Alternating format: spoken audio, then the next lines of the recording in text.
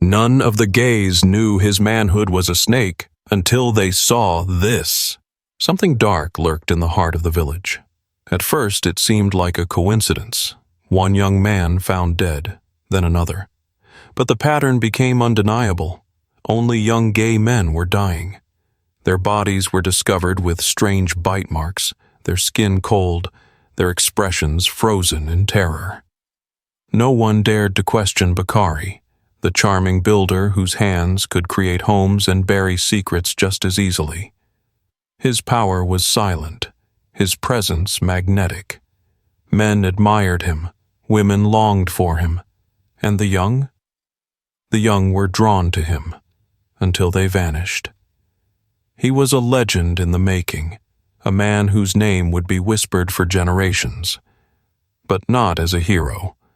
Instead, his story became a warning, a tale of deception, seduction, and the deadliest kind of hunger. Before we begin, make sure to subscribe to the channel, like this video, and turn on notifications. This helps us bring you more gripping stories like this. Now let's dive into the terrifying mystery that left an entire village in fear. The village had always felt safe. Nestled between rolling hills and endless plains, it was a place where people knew each other's names, where traditions were passed down like sacred relics. But that was before the deaths began. First, it was Demba. Found near the riverbank, his body unnaturally still, his face twisted in fear. Then came Idrissa, lying on the outskirts of the village, his skin cold to the touch, strange bite marks trailing along his neck and arms. It was said that a snake had done it, but no one could explain why only young men, specifically those like me, were the ones being found. The whispers spread quickly, but fear was even faster. People avoided the river at night, doors were locked earlier, and the air carried a silent warning: don't trust what you can't understand. But I understood more than I should have, because I had seen him.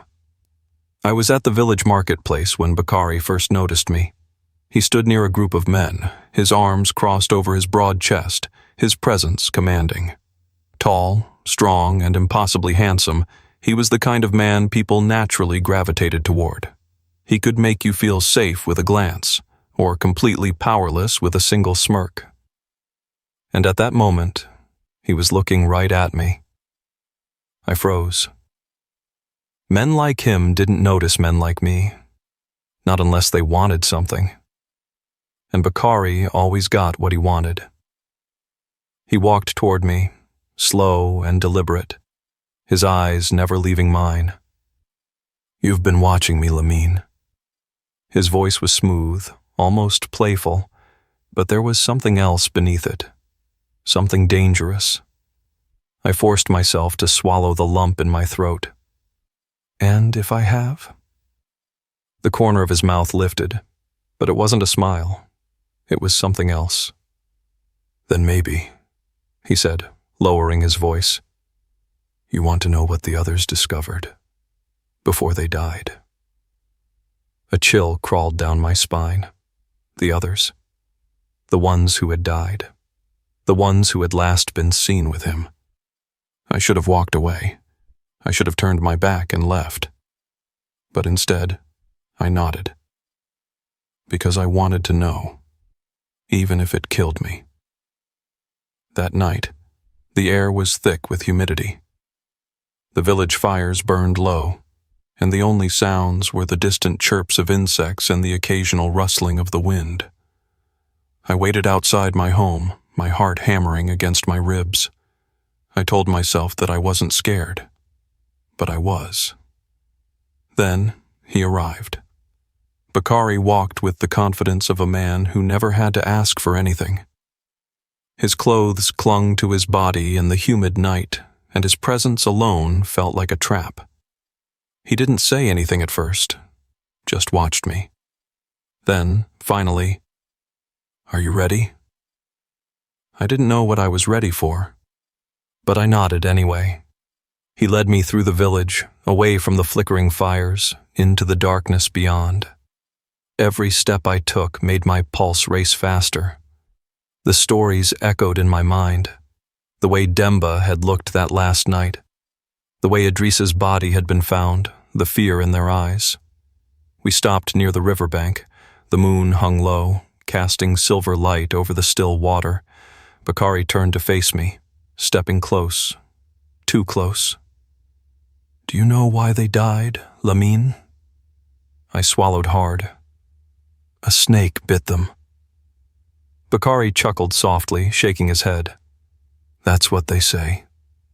He reached out, trailing a finger down my arm. His touch was warm, too warm. "But the truth is always different." I should have pulled away, but I didn't. I couldn't. "Do you want to know the real reason?" he asked, his voice like silk. I barely managed to nod. Then, before I could react, his hands moved fast. He grabbed my wrist, pulling me flush against him. My breath hitched, but my body went still. And that's when I felt it. Something moving. A slow, deliberate movement against my leg. Something alive. I looked down, and my blood ran cold.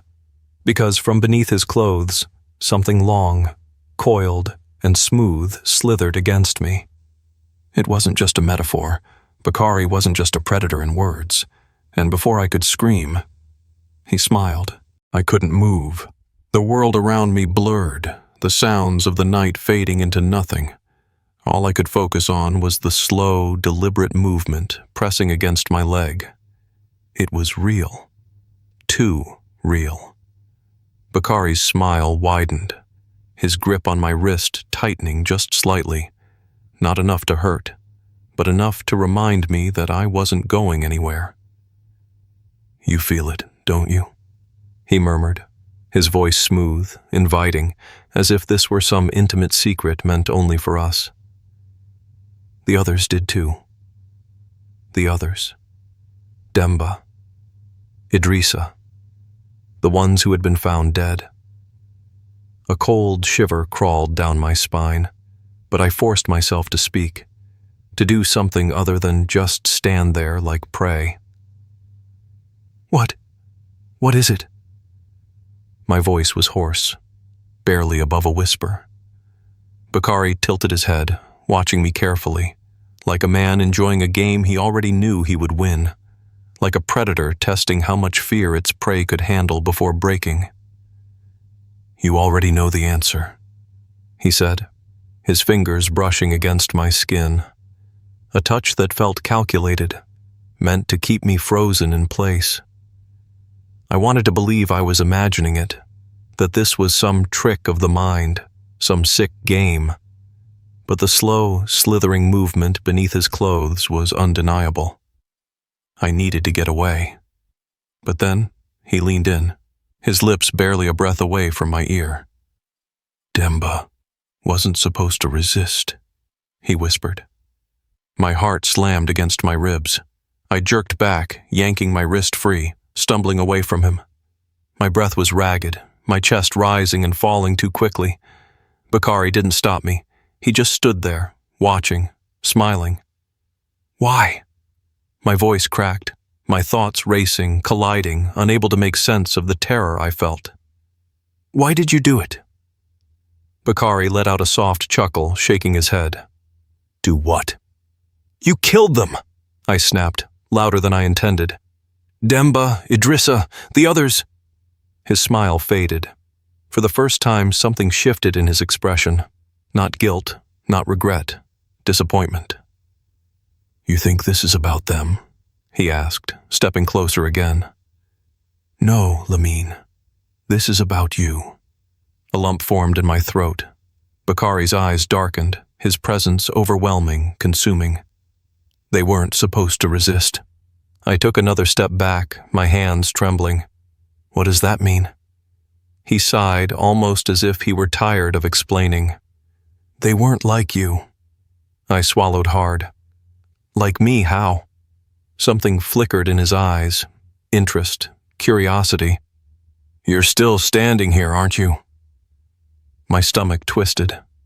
He was right. I should have run, should have screamed, should have done anything other than stand there, still trapped in the orbit of this man who had already taken so many lives. Bakari took one last step forward. The space between us disappeared. He reached out, his fingers trailing up my arm, gentle, calculated. You came to me because you wanted something, Lamine. I shook my head, but he leaned closer, his breath warm against my skin. You wanted to know what made them follow me. His voice was intoxicating, slow, deliberate. And now you do. I clenched my fists, trying to keep my focus. You're a murderer. Bakari only smiled again, his fingers brushing against my neck this time. I'm a man who doesn't waste time pretending to be something he's not. The meaning behind his words was clear. And the worst part? Some deep, twisted part of me believed him. My breath came in short gasps, my body still locked in place. Bakari's fingers trailed lower, grazing my chest. I needed to move. I needed to escape. But my feet wouldn't move. His smile widened. See? You're not running. And then he stepped back. Just like that.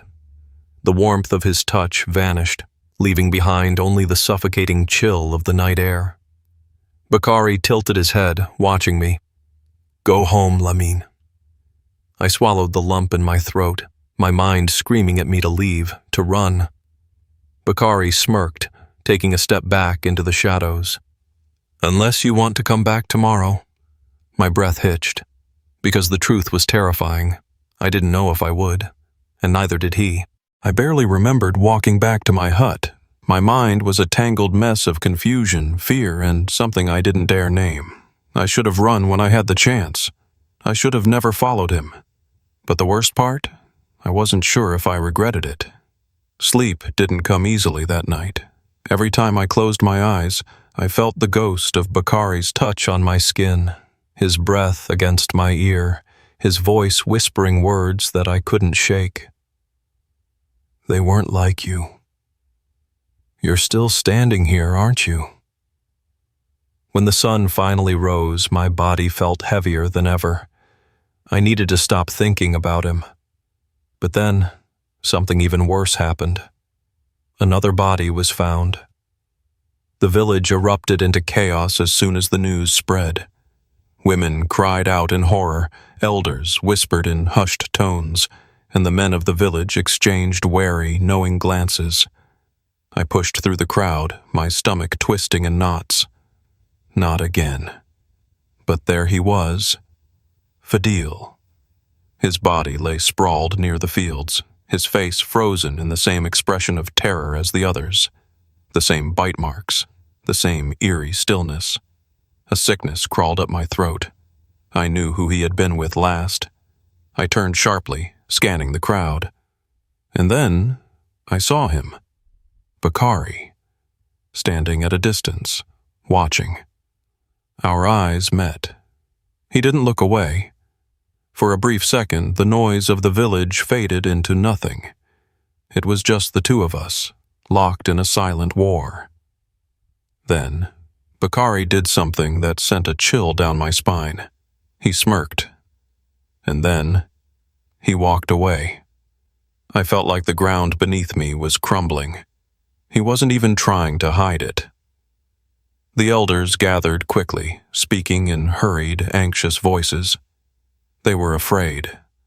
The deaths had gone on too long, and now, even they couldn't ignore it.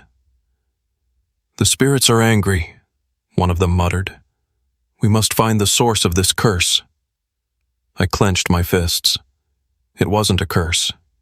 It was him. I needed to do something. I needed to stop him. But to do that, I had to go back.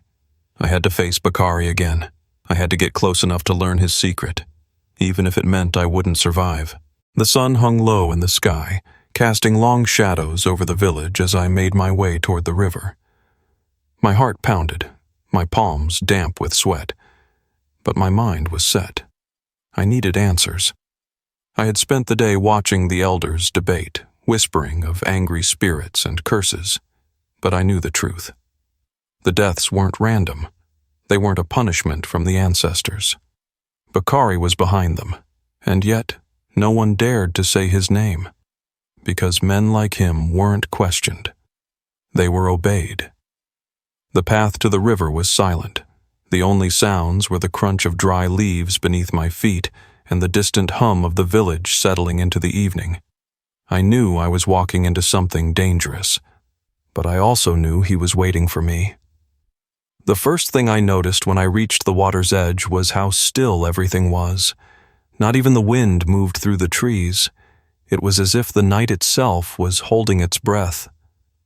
Then a voice from the darkness, low, amused, expectant. "I knew you'd come back, Lamin." I turned, and there he was. Bakari, standing by the river, his arms crossed, his smile slow and deliberate. I swallowed hard. "I came for answers." He tilted his head, taking a step closer. "And what exactly do you think I'm going to tell you?" I clenched my fists, forcing myself to stand my ground. "The truth." Bakari chuckled. "The truth?" He stepped even closer. Too close. "The truth is, you're not really afraid of me, are you?" My breath hitched. I should have been. But deep down, something about him pulled at me. A force I didn't understand. Something dark and irresistible all at once. He must have seen it in my eyes because his smile widened. "I could have chosen anyone, Lamin," he murmured. "But I chose you." My pulse roared in my ears. "Why?" His fingers brushed against my wrist, the touch light but firm. A test, a temptation. "Because," he whispered, "you're different." I knew I should pull away, that I should run, scream, tell the village what I knew. But I didn't. Instead, I let him touch me. And then, I felt it again. That slow, unnatural movement beneath his clothes. I gasped, jerking back, my stomach twisting. What are you?"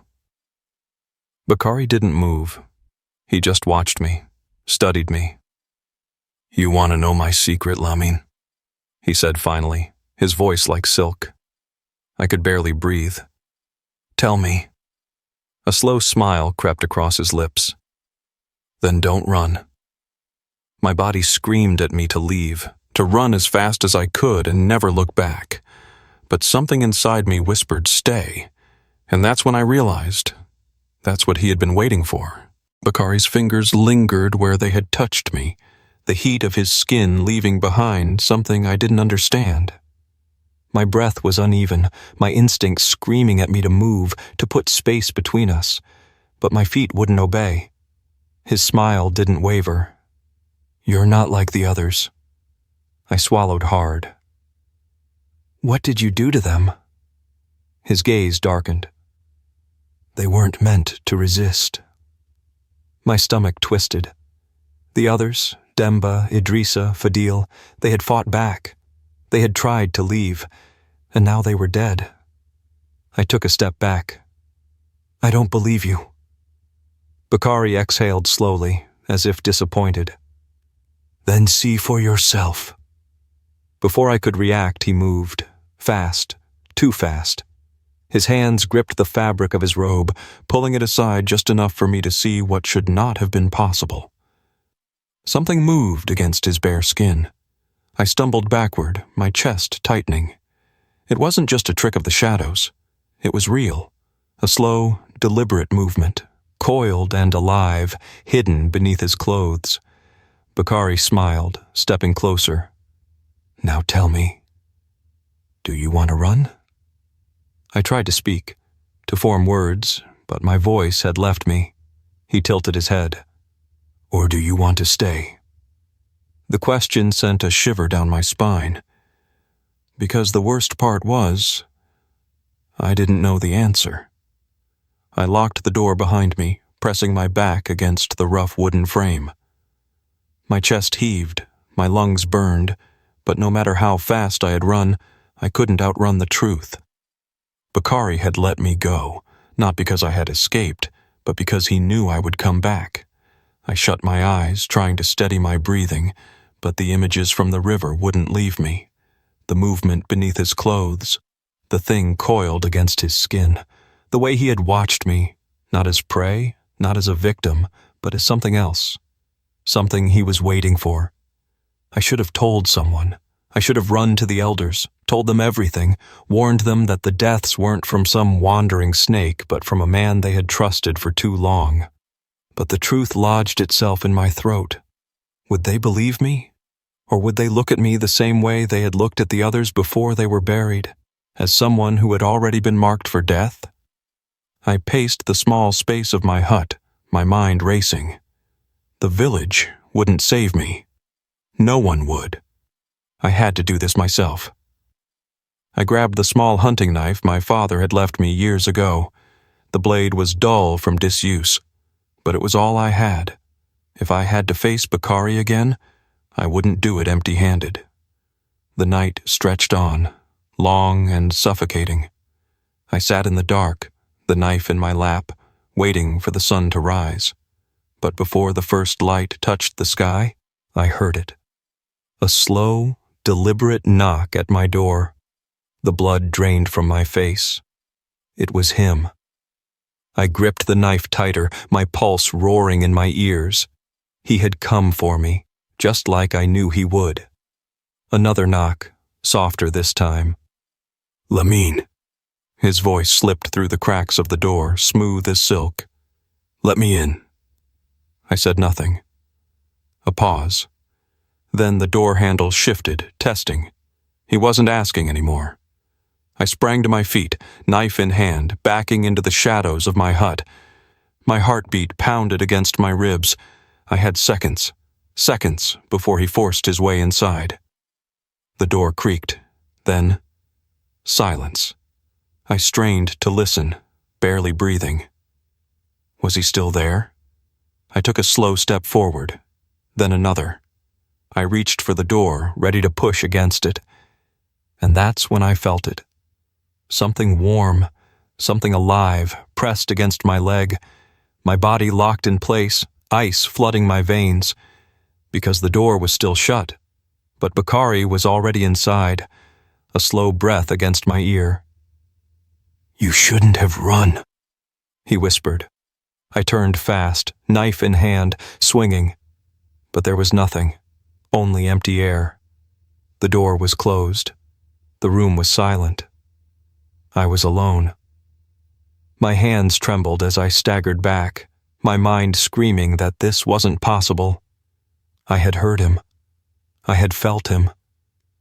And then, a shadow moved in the corner of the room, low, writhing, coiling.